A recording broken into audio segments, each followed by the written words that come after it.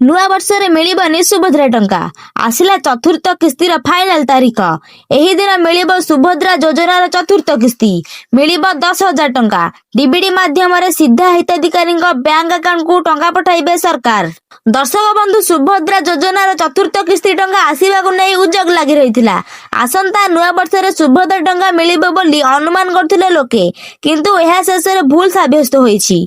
एबे सुभद्रा योजनार चतुर्थ किस्तिर तारीख स्पष्ट कर सरकार केउं तारीख रे आसीबो सुभद्रा टंका किए पाइबे किए कटिबे किए पाइबे 10,000 किए पाइबे 5,000 संपूर्ण खबर आजिर ए भिडियो रे जानि परिबे।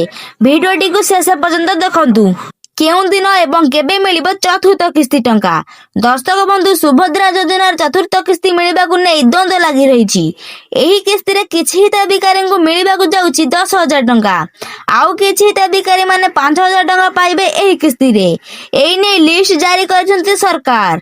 एही टंका डीबीटी माध्यम रे सीधा हिताधिकारी बैंक अकाउंट को आसीबो। जेउ माने सुभद्रा योजना रु बाद पड़िथिले एथर चतुर्थ किस्ती रे पाइबे सुभद्रा टंका।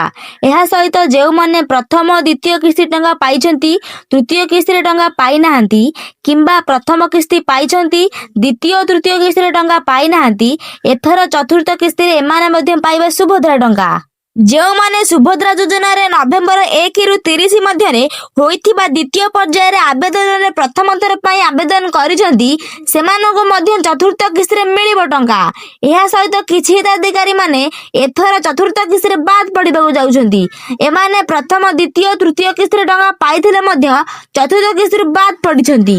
सेमानଙ୍କ ମଧ୍ୟରେ ଯେଉଁମାନେ 4 ଚକିଆ ଯାନ କିଣିଛନ୍ତି ଧାନ ବିକ୍ରୟ ପାଇଁ ପଞ୍ଜୀକରଣ କରିଛନ୍ତି କିମ୍ବା ବାର୍ଷିକ 18,000 ଟଙ୍କାରୁ ଅଧିକ ସରକାରଙ୍କ କୌଣସି ସ୍କିମରୁ ଲାଭ ନେଉଛନ୍ତି ଏ ସମସ୍ତଙ୍କୁ ଚତୁର୍ଥ କିସ୍ତିରୁ ବାଦ ଦେଇଛନ୍ତି ସରକାର। ଏହା ସହିତ ଯେଉଁମାନେ ସୁଭଦ୍ରା ଯୋଜନାରେ ଟଙ୍କା ପାଇବା ଆଶାରେ ଭୁଲ ତଥ୍ୟ କିମ୍ବା ଫେକ୍ ଡକ୍ୟୁମେଣ୍ଟ ଦେଇ ଆବେଦନ କରିଛନ୍ତି ସେମାନେ ମଧ୍ୟ ବାଦ ପଡ଼ିଛନ୍ତି ଚତୁର୍ଥ କିସ୍ତିରୁ ଏବଂ ସେମାନଙ୍କ ଉପରେ କଠୋର କାର୍ଯ୍ୟାନୁଷ୍ଠାନ ନେବାକୁ ଯାଉଛନ୍ତି ସରକାର।